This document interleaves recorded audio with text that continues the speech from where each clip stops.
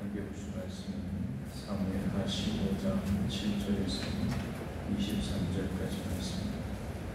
사무엘하 15장 7절에서 23절까지 말씀입니다. 구약성경 482페이지였습니다. 구약성경 482페이지 사무엘하 15장 7절부터 23절까지 말씀을 저희는 보겠습니다. 제가 읽겠습니다.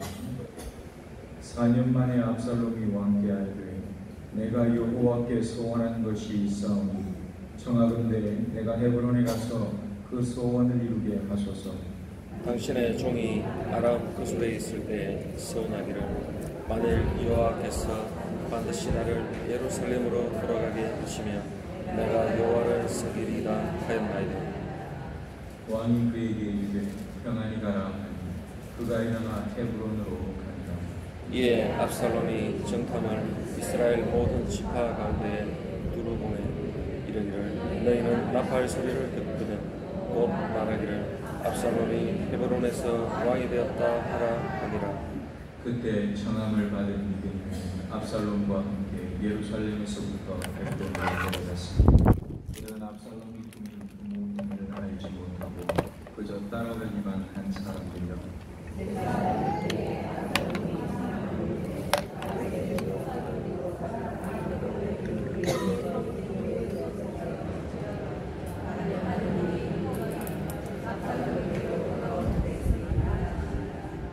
전령이 다윗에게 와서 말하되 이스라엘의 인심이 다 압살롬에게로 돌아간다 하는자. 다윗이 예루살렘에 함께 있는 그의 모든 신하들에게 이르되 일어나 도망하자. 그렇지 아니하면 우리 중 한 사람도 압살롬에게서 피하지 못하리라. 빨리 가자. 두렵건대 그가 우리를 급히 따라와 우리를 향하고 칼날로 성읍을 칠까 하노라. 왕의 신하들이 왕께 이르되 우리 주 왕께서 하고자 하시는 대로 우리가 행하리이다. 보소서 당신의 종들이니이다. 왕이 나갈 때 그의 가족을 다 따르게 하고 후궁 10명을 왕이 남겨두어 왕궁을 지키게 하니라. 왕이 나감에 모든 백성이 다 따라서 벤메로하게 이르러 멈추었으니 그의 모든 신하들이 그의 곁으로 지나가고 모든 그렛 사람과 모든 블렛 사람과 및 왕을 따라 가드에서 온 모든 가드 사람 600명이 왕 앞으로 행진하니. 그때 왕이 가드 사람 이때에게 이르되 어찌하여 너도 우리와 함께 가느냐. 너는 쫓겨나는 나그네이니 돌아가서 왕과 함께 내 곳에 있으라. 너는 어제 왔고 나는 정처 없이 가니 오늘 어찌 너를 우리와 함께 떠돌아다니게 하리요. 너도 돌아가고 내 동포들도 데려가라. 은혜와 진리가 너와 함께 있기를 원하노라 하리라. 이때가 왕께 대답하여 이르되 여호와의 살아계심과 내 주 왕의 살아계심으로 맹세하옵나니 진실로 내 주 왕께서 어느 곳에 계시든지 사나 죽으나 종도 그곳에 있겠나이다 하니. 다윗이 이때에게 이르되 앞서 건너가라 하매 가드 사람 이때와 그의 수행자들과 그와 함께한 아이들이 다 건너가고 함께 봅니다. 온 땅 사람이 큰 소리로 울며 모든 백성이 앞서 건너가며 왕도 기드로 시내를 건너가니 건너간 모든 백성이 광야 길로 향하니라. 아멘. 하나님의 구원 역사 속에서 죄인인 인간을 거룩하게 만드시는 하나님의 일하심은 어떤 때에 주로 나타납니까? 제가 성경을 보니까 그리고 제가 살아보고 목사가 되고 또 목사가 되기 이전에도 여러분들의 얘기를 듣고 삶을 이렇게 보면 항상 실패를 통해서 하나님이 우리를 거룩하게 만드시는 구원 역사는 실패를 통해서 만드시는 겁니다. 세상에서도 실패는 자신의 삶의 길을 열어가는 가장 중요한 열쇠다. 모든 성공한 사람들이 이구동성으로 하는 말이 실패했기 때문에 오늘 이 자리에 있을 수 있었다. 그렇게 얘기를 합니다. 특히 구약에서 하나님께서 세우시고 사명을 맡겨서 그 일을 하게 했던 있는 사람들 중에서 실패를 경험하지 않은 사람은 한 사람도 없습니다. 아브라함, 아담부터 시작하죠. 아담부터 시작해서 누구 한 사람 실패 없이 간 사람이 있었습니다. 모든 사람은 다 실패를 경험하고 그 경험을 통해서 하나님을 만나고 새로워지고 하나님의 구원 역사의 주인공으로 세워지는 모습을 봅니다. 영적인 차원에서 저와 여러분이 하는 실패는 하나님의 행하시는 성공적인 성화 작전입니다. 성화가 뭔지 아시죠? 이 땅을 사는 동안에 우리가 거룩해지는 그걸 성화라고 합니다. 하나님께서는 우리에게 우리를 거룩하게 만드는 작전을 갖고 계신데 그 작전은 다른 데 있지 않고 우리가 행하게 되는 실패를 통해서 우리를 그렇게 만들어 가신다는 겁니다. 하나님께서 짜내신 작전인데 얼마나 치밀하고 또 완벽하게 잘 준비가 됐겠습니까? 우리는 그저 하나님께서 하신 일을 인정하고 또 그렇다면 지금 내가 할 수 있는 일이 뭔가 그걸 생각해보고 내가 어디로 가야 하는가 그걸 정확하게 확인하는 것, 그게 저와 여러분이 해야 될 일이라는 겁니다. 그런 상황 앞에서 분노하고 때려 부수고 하나님의 그런 것 가지고는 하나님의 뜻을 이룰 수가 없다는 겁니다. 완벽한 계획표를 가지고 우리를 찾아오시는 하나님을 인정하고 그 인정한 하나님 앞에 온 마음 다해서 반응하고 순종하며 사는 저와 여러분이 되기를 축복합니다. 오늘 다윗을 통한 하나님의 구원 역사의 가장 중요한 계기의 하나님 사람이 등장하는데 이 누구냐? 바로 압살롬입니다. 이 압살롬은 상처받았고 분노를 치유받지도 못했고 어쩌면 버려지고 잊혀진 존재로 그렇게 살았던 사람입니다. 그가 그렇게 살았던 그 시간이 그 속에서 망명했던 시간이 2년이고 그리고 요압에 의해서 다시 예루살렘으로 돌아오고 난 다음에 또 2년의 시간이 흘러갑니다. 그리고 난 다음에 자기 아버지를 보고 화해의 입맞춤을 하고 난 다음에 4년의 시간이 지난 다음에서 오늘 본문 15장 7절에 보면 4년 만에 그렇게 얘기합니다. 아버지 다윗에게 입맞춤을 하고 그 이후로 또 아버지 얼굴을 안 봤겠죠. 그 시간이 4년의 시간이 지납니다. 그리고 우리가 지난주에 본 것처럼 그 4년의 시간 동안 압살롬은 계획을 했습니다. 어떤 계획을 했느냐? 온 백성들의 마음을 다 훔치기로 계획하고 그 4년의 시간 그 훔치는 일을 해왔던 겁니다. 압살롬이 다윗에게 자신이 하나님께서 약한 것을 이룰 일이 있다. 그 이야기 뭐냐면 자기가 그 속에 있을 때에 나를 다시 예루살렘에 돌아오게 하시면 내가 하나님 앞에 꼭 내 서원제를 드리겠다. 감사의 제사를 드리겠다. 약속을 한 게 있다고. 근데 지금 돌아온 지 몇 년 지났다고 했습니까? 4년이나 지났어요. 다윗이 그 얘기를 듣고 잘하는구나 이렇게 생각했을까요? 4년이 지나 돌아오고 난 다음에 아버지한테 입맞춤 할 때 그때 아버지 제가 이렇게 했으니까 헤브론 가서 그렇게 제사 드리겠습니다 했으면 다윗이 그래 기특하다 내 새끼 그러고 보냈을지도 모릅니다. 근데 오늘 4년이 지나고 난 다음에서 이제야 생각이 났다는 거 말이 약간 안 되죠. 아마 다윗이 이 얘기를 들었을 때 마음에 4년 지났는데 이제 가가지고 헤브론에 가가지고 제사 지낸다고? 뭔 소리 하냐 얘가? 어쩌면 그렇게 생각했을 수도 있습니다. 조금 깨름직하고 의심스러웠겠지만 다윗은 별로 그렇게 크게 생각 안 했을 겁니다. 제가 지난주에도 얘기 드렸죠. 다윗은 지금 압살롬이 뭐라고 하든 어떤 작은 상황들이 일어나는데 왔다 갔다 별로 신경 안 쓰입니다. 왜? 하나님께서 이미 다윗을 올라갈 수 있는 최고의 자리에 올라가게 하셨고 주변 나라들은 다윗 이름만 들어도 벌벌 떨고 다윗이 할 게 아무것도 없어요. 근데 다윗에게는 새로운 기쁨이 생겼다고 말씀드렸죠. 예쁜 아내도 새로 생겼죠. 그 아내 통해서 아주 귀여운 새끼도 하나 새로 낳았죠. 아들 아닙니까? 근데 이것들 때문에 행복함을 누리고 있기 때문에 다른 거 별로 신경 쓸 이유도 없습니다. 그러니까 압살롬이 그렇게 하겠다니까 이게 왜 이제 와서 하나? 그러나 네가 하겠다고 하면 가서 제사 드려라 하고 그를 축복하고 보내는 장면이 등장을 합니다. 오늘 이 헤브론이라고 하는 데 가서 압살롬이 제사를 드린다 하고 여기서 실제로는 반역을 이제 마지막 공기를 여기서 일으키게 되죠. 근데 이 헤브론이 반역을 일으키기 참 좋은 장소다 그렇게 생각이 듭니다. 왜 그런가 하면 이 헤브론은요 다윗이 제일 처음 유다의 왕이 되었던 곳이 바로 헤브론입니다. 헤브론 사람들 마음 속에는 아마 다윗이 우리 여기에서 왕이 된 다윗이 통일 왕국의 왕이 됐다는 자부심이 있었을 겁니다. 근데 문제는 그 다음에 두 번째 뭐냐? 자부심이 있는데, 자부심이 있는 것까지는 좋은데 다윗이 헤브론을 버리고 어디로 갔습니까? 어디로 갔습니까? 예루살렘에 가서 보복을 정했잖아요. 헤브론은 실제로 버린 거 아닙니까?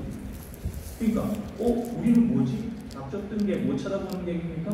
지붕 쳐다보는 게 뭐 좋은 게 좀 떨어질 줄 알았는데 그런 것도 없고, 예루살렘 가가지고 거기에 성지 있고 거기에 성전이 있고 뭐 거기에 좋은 거 다 하는 거예요. 물론 다윗의 성전이 있는 건 아닙니다.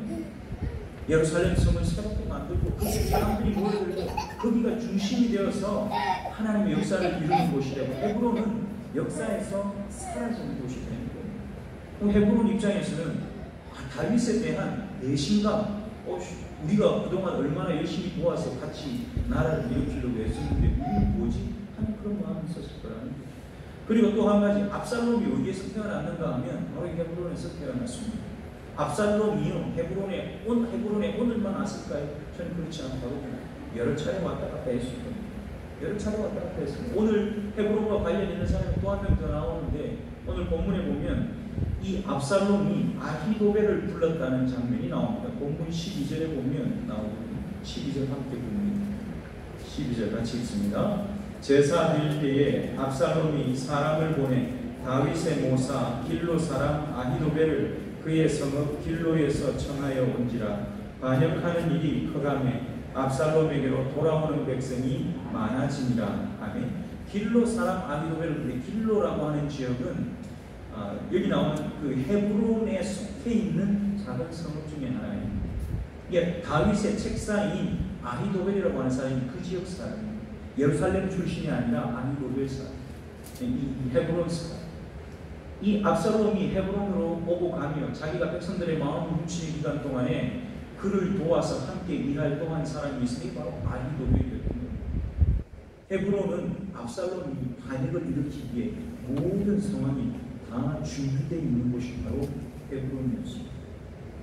아까도 말씀드렸지만 이런 압살롬의 준비를 다윗은 단 한 가지도 눈치채지 못했다는 말입니다.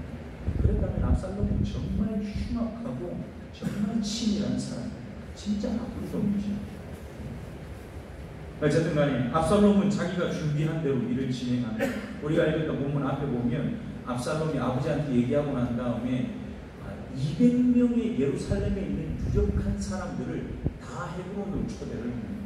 여러분, 200명이나 되는 유력자들이 헤브론에 함께 모였다. 다윗도 모르고요, 그 초대된 사람들도 모르는 일입니다. 왜? 내가 지금 왜 헤브론에 초대돼 갔는지를 모른다고 성경에 보니까 써놨습니다.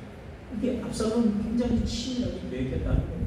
그 사람들한테 일일이 다 얘기하면 계획이 서 나가겠습니까? 안 서 나가겠습니까? 하루아침에 다 포기됩니다. 그러니까 얘기할 필요도 없어요. 왜? 그 사람들은 그냥 자기 옆에 함께 있기만 하면 되는 겁니다. 반역하면 그 자리에서 죽이면 되니까. 그리고 도와주겠다 하면 같은 편이 되어서 나라를 세우면 되는 거니까. 이 200명을 그 자리에 불러놓고는 그 자리에서 제사를 드리고 다 합니다. 그 자리에 아히도벨도 함께 그런데 이 사실을 다윗도 모르는 거예요. 그 200명이 한 편이 돼서 갔는지 아니면 모르고 갔는지 다윗도 모르는 건데, 그때서 보기에는 어떠느냐? 이거 지금 나라가 전령이 전해주는 것처럼 통째로 다 넘어갔구나. 유력한 자들 다 헤브론에 가 있고 이스라엘 지파들 곳곳에서 이미 약속한 대로 이 압살롬이 왕이 됐다, 헤브론에서 왕이 됐다, 온 동네에서 소리를 지르고 난리가 난 겁니다. 다윗이 아마 이 압살롬을 보내놓고 난 다음에 아마 마음이 찜찜했을 겁니다. 오늘 본문에 보면 전령이 다윗에게 와서 말했다 그랬는데 아무런 이 사명을 임무를 안 줬는데 전령이 혼자 왔다 갔다 할 수 있겠습니까? 왕이 임무를 줬겠죠. 너 가서 헤브론 가서 확인 좀 해봐라. 다른 이스라엘 지파도 확인 좀 해봐라. 그랬더니만 난리가 난 겁니다. 압살롬이 헤브론에서 이스라엘의 왕이 됐다고 온 동네가 떠들고 난리가 납니다. 그가 돌아와서 이렇게 얘기를 합니다. 13절 한 번 더 다시 보겠습니다. 전령이 다윗에게 와서 말하되 이스라엘의 이심이 다 압살롬에게로 돌아갔나이다 한지라. 온 이스라엘의 인심이 다 압살롬에게로 돌아갑니다. 눈으로 본 것대로만, 귀에 들린 것대로만 얘기한 겁니다. 실제로 이렇게 됐는지는 모릅니다. 그런데 이 포인트마다 중요하게 찍어놓은 자리마다, 확인하는 자리들마다 그 소리가 들리고 그게 눈이 보이도록 모든 장치가 다 준비되어 있다고 합니다. 이 상황 앞에서 오늘 다윗이 결정하는 장면은 뭐냐? 오늘 제가 설교 제목으로 정했는데 일어나 도망가자. 이게 다윗이 한 말. 일어나 도망가자. 14절 말씀 한번 더 함께 보겠습니다. 다윗이 예루살렘에 함께 있는 그의 모든 신하들에게 이르되 일어나 도망하자. 그렇지 아니하면 우리 중 한 사람도 압살롬에게서 피하지 못하리라. 빨리 가자. 그랬건대 그가 우리를 급히 따라와 우리를 해하고 칼날로 성읍을 칠까 하노라. 아멘. 지금 겉으로 보기에는 이 드러난 상황은 예루살렘 성만 빼고는 다윗을 도와줄 성읍이 단 한 군데도 없어 보이는 상황입니다. 제가 이걸 보면서 또 한 가지 느낀 건 뭐냐? 다윗이요, 자기 아들 압살롬이 반역을 일삼았는데 피가 거꾸로 섰지 않겠습니까? 저 같으면 일어나 도망가자가 아니고 당장 군사를 모아라 헤브론으로 가자 이랬을 것 같아요. 근데 그게 아니라 다윗은 일어나 도망가자. 보니까 자기 아들이 친이라고 철저한 걸 알아서 무서워서 도망가자고 했습니다. 여러분, 다윗이 정말 압살롬이 무서워서 도망가자고 했겠습니까? 제자들이 그렇지 않는 거예요. 다윗은 그렇게 잔인한 사람, 아무리 잔인한 이 돌아서면 한번 지나가고 나면 뒤를 안 돌아보는 다윗이지만 다윗이 그런 사람이 아니거든요. 자기 새끼하고 팔 겨누고 거기서 서가지고 니 죽고 내 죽자 이렇게 하고 싸움할 수 있는 다윗이 아닌 겁니다. 그러니까 지금 일단은 어떻게 해야 되느냐? 이 전쟁을 피하기 위해서는 일단은 전면전을 피하기 위해서 도망가야 되는 겁니다. 도망가야. 그 방법밖에는 피할 길이 없는, 내 손으로 내 아들을 죽이는 일을 어떻게 할 수 있겠습니까? 안 되는 거죠. 그러니까 다윗이 비겁하다는 얘기 듣는 걸 무릅쓰고, 그렇지 않겠습니까? 다윗 왕을 보고 다윗이 이렇게 얘기하면 주변에 있는 사람들이, 그 신하들이, 아니 지금 상황이 무슨 상황인데 우리가 지금 싸움하면 이길 수도 있는데 뭘 도망가자고 하시나? 다윗 왕이 나이 들더니만 달라지셨네. 이 양반이 왜 이렇게 되셨나? 믿음 다 도망갔구나. 그런 소리 듣기 딱 좋은 상황인 겁니다. 그럼에도 불구하고 다윗이 결정한 것은 일어나 도망가자. 빨리 가자. 빨리 여기서 나가자. 그게 다윗의 결정이라고 하는 겁니다. 제가 이런 상황 속에서도 이 다윗이요, 다윗을 보면서 위로가 되는 장면이 한 가지가 있습니다. 뭐가 그렇게 위로가 되는가 하면 다윗 주변에는요 항상 충성스러운 사람들이 많이 있었다는 거예요. 오늘 신하들에게 야 다친 사람 지금 당장 가자. 얼마나 황당한 명령입니까? 차라리 싸우다 죽는 게 낫다 생각할 수도 있는데 얼마나 황당한 명령입니까? 근데 뭐라고 얘기하느냐? 왕이시여 걱정하지 마십시오. 우리가 다 당신의 종 아닙니까? 당신이 뭐라고 얘기하시든지 우리가 그대로 가겠습니다. 싸움이 아니라 지금 여기서 보따리 싸대고 가자고 해도 갈구고 항복하자고 해도 항복할 거고 당신이 뭐라고 하든지 우리가 다 그대로 하겠다고 얘기를 하는 겁니다. 여러분, 다윗이 도망가면서도 이 사람들 때문에 마음이 뜨거웠을 거라는 거예요. 나한테는 이런 사람들이 있구나. 지금은 아니지만 하나님이 또 다른 계기를 분명히 주실 거예요. 저는 다윗 속에 그 하나님이 일하실 것을 보는 일이 있었다고 생각합니다. 오늘 다윗이 자기 가족들을 데리고 갈 때에 따라갔던 사람들을 보면 오늘 본문에 여러 종류의 사람들이 나오는데 18절을 한번 같이 보겠습니다. 18절입니다. 함께 읽습니다. 그의 모든 신하들이 그의 곁으로 지나가고 모든 그렛 사람과 모든 블렛 사람과 및 왕을 따라 가드에서 온 모든 가드 사람 600명이 왕 앞으로 하니라. 이 그렛 사람, 블렛 사람, 가드 사람입니다. 그렛 사람이란 뭐냐? 지중해 쪽에 있는 크레테라고 하는 데가 있습니다. 그 지중해 쪽에 있는 바닷가 형태입니다. 그 크레테 지역은 용병으로 유명했습니다. 싸움도 잘하고 또 상업을 했기 때문에 돈도 많고 그런 동네 사람들. 이 크레테 사람들을 성경이 그렛이라고 봅니다. 그 크레테인들, 용병들이라고 말씀드렸죠. 그리고 블렛 사람들도 마찬가지입니다. 블레셋을 블렛이라고 봅니다. 이 블렛 사람들도 결국은 다 용병들입니다. 그 다음 가드 사람들도 마찬가지입니다. 가드는 우리가 여러 번 지명을 얘기를 들었습니다. 다윗이 도망갈 때 제일 많이 가 있었던 데가 어디입니까? 바로 가드입니다. 가드 왕 앞에서 아기스 앞에서 미친 척 한 적도 있고 그 왕의 부하장수로 호위무사로 그가 있었던 적도 있었습니다. 이 가드 사람들과 함께 있으면서 다윗이요 분명히 자기가 지휘했던 밑에 부하장수들이 그 가드 사람들이 있었을 겁니다.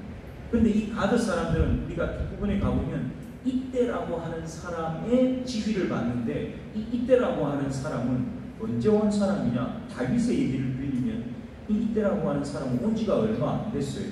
어디에 나오는가 하면 여기 나오죠. 20절 한번 보십시오.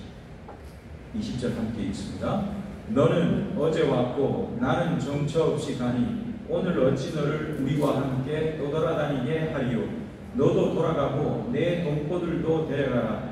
은혜와 진리가 너와 함께 있기를 원하노라 하니라. 아멘. 위에 19절 뒷부분에 보면 이렇게 쓴 부분이 나옵니다. 너는 쫓겨난 나그네이니 이렇게 얘기합니다. 자 보십시오.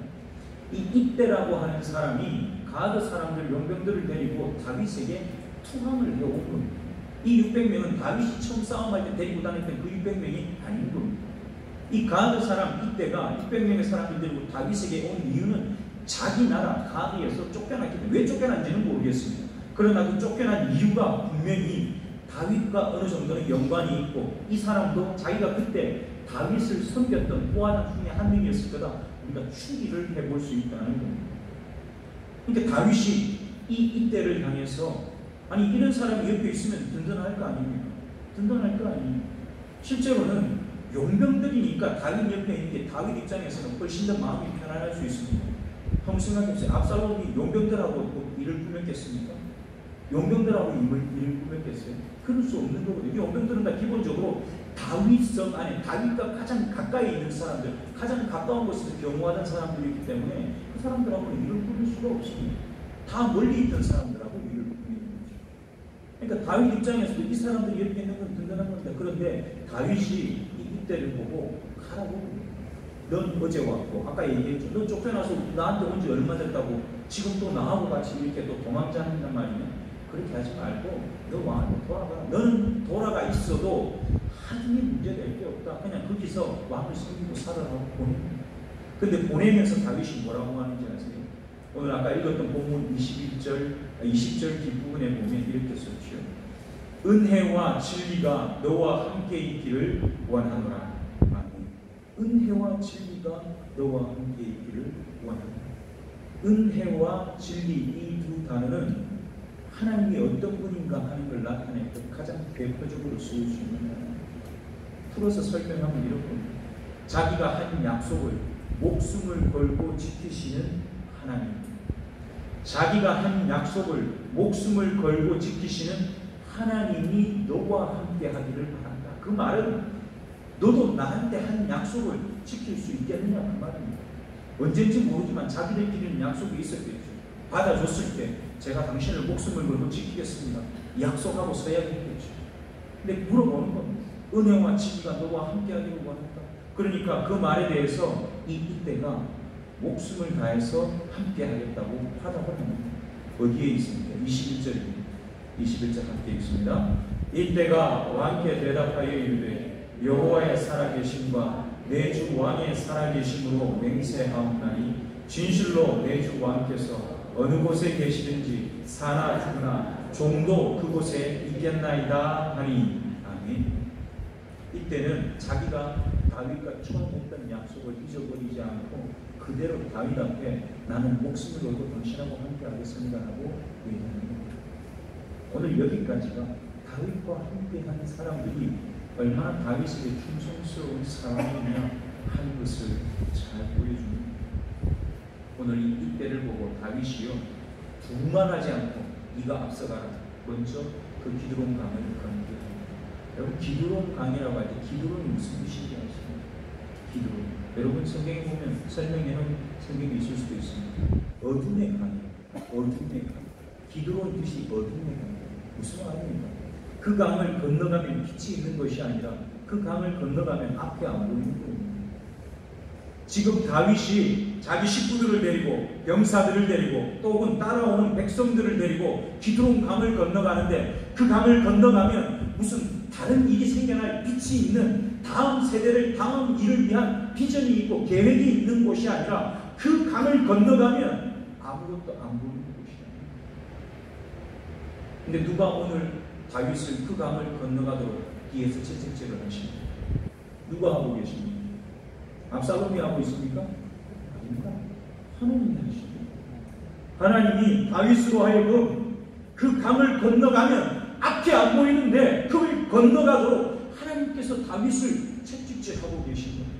다윗이 다윗으로 살아온 그 삶이 이미 하나님께서 다윗으로 하여금 그 상황에 맞닥뜨렸을 때 자기 아들과 칼을 겨누고 싸움을 하는 것이 아니라 아들을 피해서 도망가도록 모든 상황을 하나님이 다 만들어 놓으시고 도망가도록 만드십니다. 여러분, 하나님 백성들의 삶이 이렇습니다. 하나님 백성들의 삶이 이렇습니다. 이스라엘은 어땠습니까? 애굽에서 가나안 땅 들어올 때 요즘은 인터넷이 있어서 가나안 땅 어떤지 인터넷으로 확인해보고 뭐 파냐 다 확인해보고 여행 가는데 아무것도 확인 안 하고 나는 그 자리에 아무것도 모른다 눈깜깜이처럼 그렇게 가는 사람은 바보지요. 요즘은 그렇게 하면 바보죠. 근데 이 시대는 알려주는 사람도 없어요. 보여준 것도 없어요. 근데 이스라엘로 하여금 그 홍해를 건너서 들어가게 한 땅 간조하고 비도 오지 않고 누가 사는지도 모르고 가면은 집이 있는지 내가 먹고 살 것은 있는지 아무것도 확인되지 않는 그 땅으로 하나님께서 이스라엘을 쫓아보내십니다.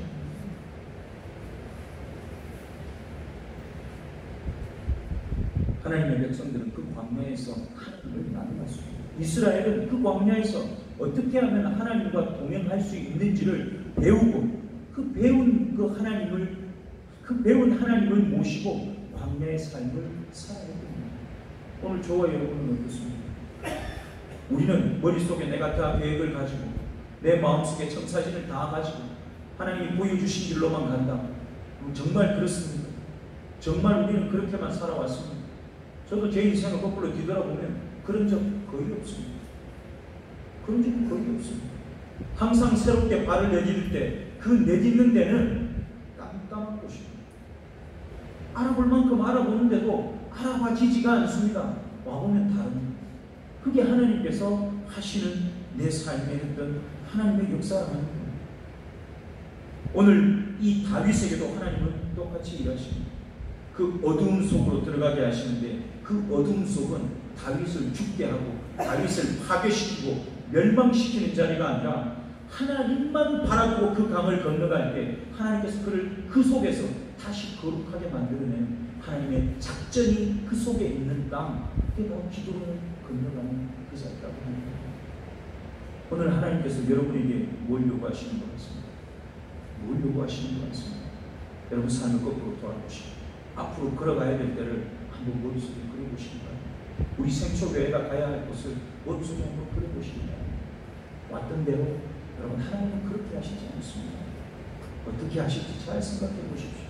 여러분들이 어쩌면 별로 안 가고 싶은 곳일 수도 있습니다. 그런 거 안 했으면 좋겠다 하는 일이 여러분들에게 생겨날 수 있습니다. 오늘 다윗은 그 일을 선택했습니다. 하나님께서 나보고 가라 하면 가야지. 일어나라. 빨리 도망가자. 그게 다윗이 자기 백성들하고 함께 결정하고 했던 일입니다. 사랑하는 성도교 예수님들, 우리가 섬기는 하나님은 오늘 우리가 처한 참담한 상황에 맞서 싸우기를 원하는 분이 아니라 오늘 다윗이 한 말처럼 일어나라 도망하자라고 외치도록 만드는 하나님일 수 있다는 겁니다.